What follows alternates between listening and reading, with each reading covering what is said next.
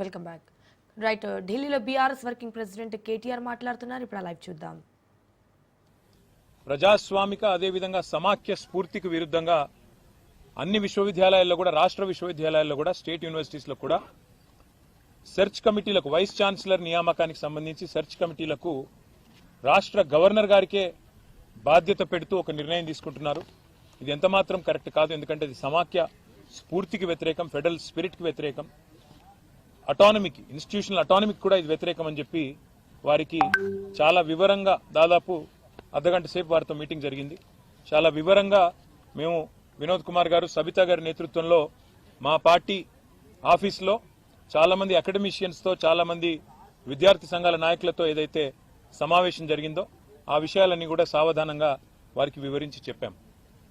అట్లాగే వైస్ ఛాన్సలర్ల ఎంపిక విషయంలో కూడా పారదర్శకత పాటిస్తూ నిష్ణాతులైన వారికి అవకాశాలు ఇవ్వాలి అని వారు కూడా సూచించారు. మేము కూడా ఏకీభవించాం. ఖచ్చితంగా నిష్ణాతులే ఉండాలి, ఖచ్చితంగా అకాడమిషియన్సే ఉండాలి. అట్లా ఉంటేనే పిల్లలకు కూడా భవిష్యత్తు ఉంటుంది, దేశానికి కూడా భవిష్యత్తు ఉంటుందని చెప్పి కూడా వారికి కూడా చెప్పినాం. కానీ ఈ విషయంలో కేంద్రం పూర్తిగా కంట్రోల్ తీసుకోవడం గవర్నర్ల ద్వారా మంచిది కాదు. సమాఖ్య స్ఫూర్తికి మాత్రం ఇది వ్యతిరేకం.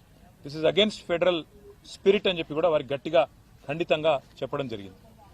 అట్లాగే రాష్ట్రంలో కాదు, దేశం మొత్తంలో అన్ని విశ్వవిద్యాలయాల్లో కూడా దళిత, గిరిజన, బలహీన వర్గాల బీసీ స్టూడెంట్స్, స్కాలర్స్ కావచ్చు, పోస్ట్ గ్రాడ్యుయేట్ స్టూడెంట్స్ కావచ్చు, పిహెచ్డి స్కాలర్స్ కావచ్చు, ఇంకా మిగతా పిల్లలు కావచ్చు, ఇవాళ పెడుతున్న ఒక నిబంధన వల్ల వారికి తీవ్రమైన అన్యాయం జరిగే అవకాశం ఉందని చెప్పి కూడా మేము వివరించి చెప్పాం.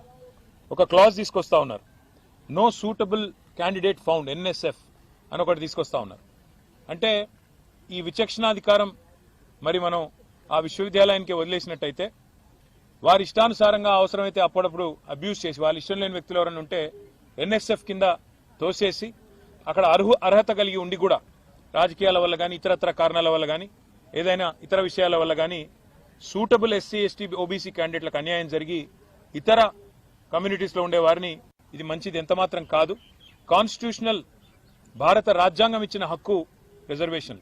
మరి అట్లాంటి పరిస్థితుల్లో ఈ రకమైన ఒక నో సూటబుల్ క్యాండిడేట్ అనే ఒక నిబంధన తీసుకొచ్చి ఎస్సీ, ఎస్టీ, ఓబీసీ అర్హత కలిగిన విద్యార్థులకు అన్యాయం జరిగితే ఇది మంచిది కానే కాదని చెప్పి కూడా వారికి వివరంగా చెప్పాం.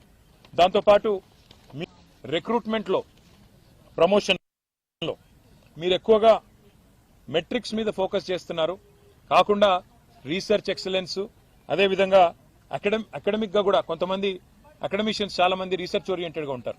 వారు మీరు అనుకున్న మెట్రిక్స్ కి సూటబుల్ కాకపోవచ్చు, కానీ వారిని తప్పకుండా పరిగణలోకి తీసుకోవాలి. మీరు అన్ని రకాలుగా ఆల్రౌండ్ గా ఆలోచించాలని చెప్పినాం.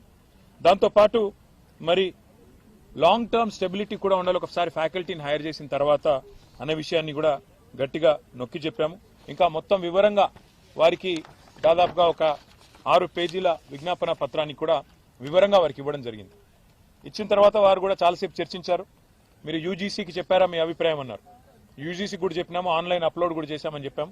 కానీ గౌరవ మంత్రి గారికి మీరు దయచేసి ఈ విషయంలో సావధానంగా ఆలోచించి రాష్ట్రాల హక్కులు హరించకుండా, రాష్ట్రాల అటానమీ హరించకుండా సమాఖ్య స్ఫూర్తికి విరుద్ధంగా నిర్ణయాలు తీసుకోవద్దని చెప్పి వారికి విజ్ఞప్తి చేశాం. ఆ తర్వాత పెద్దలు నితిన్ గడ్కరీ గారిని కూడా కోరుట్ల ఎమ్మెల్యే గారు, ముఖ్యంగా కోరుట్ల ఎమ్మెల్యే గారి విజ్ఞప్తి ఇది.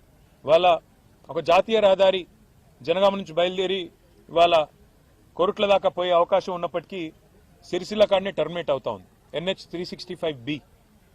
గతంలో వినోద్ కుమార్ గారు పార్లమెంట్ సభ్యులుగా ఉన్నప్పుడు ఇన్ ప్రిన్సిపల్ అప్పటి ప్రభుత్వం ఇదే గడ్కరీ గారు అంగీకరించారు. మరి ఇప్పుడు సిరిసిల్ల నుంచి కోరుట్ల దాకా పొడిగించినట్టయితే మార్గమధ్యంలో వేములవాడ ఉంది, జగిత్యాలలో కొండగట్ట ఆలయం ఉంది, పక్కనే ధరంపూర్లో లక్ష్మీనరసింహస్వామి ఆలయం ఉంది. ఇటు టెంపుల్ టూరిజం ని కూడా ప్రమోట్ చేసినట్టు అవుతుంది.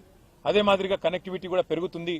కాబట్టి NH 365Bని మధ్యమానేరు జలాశయం మీదుగా రాజరాజేశ్వర సాగర్ ఏదైతే ఉందో దాని మీదుగా ధవళేశ్వరంలో ఎట్లయితే రోడ్ కమ్ రైల్ బ్రిడ్జ్ కట్టినారో అట్లాగే మిడ్ మానేరు మీదుగా కూడా ఒక రైల్ కమ్ రోడ్ బ్రిడ్జ్ కట్టి వేములవాడ మీదుగా కోరుట్ల దాకా తీసుకుపోయి అక్కడ NH 63 వస్తుంది, దానికి కలపండి అని చెప్పి కూడా గడ్కరీ గారిని కోరాము. పరిశీలిస్తానని వారు కూడా చెప్పారు.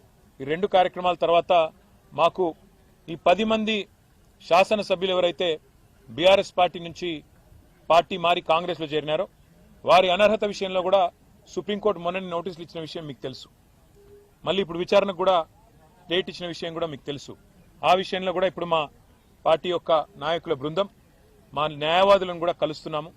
కలిసి దీన్ని ఇంకా స్పీడప్ చేయడానికి ఏం మార్గాలు ఉన్నాయి, ఏ రకంగా ఈ పార్టీ మారిన వారి మీద వేటు పడాలి, ఉప ఎన్నికలు రావాలని ప్రజలు కోరుకుంటున్నారు, ఆ విషయంలో కూడా తప్పకుండా పార్టీ పరంగా కూడా ఫాలో అప్ చేస్తాము.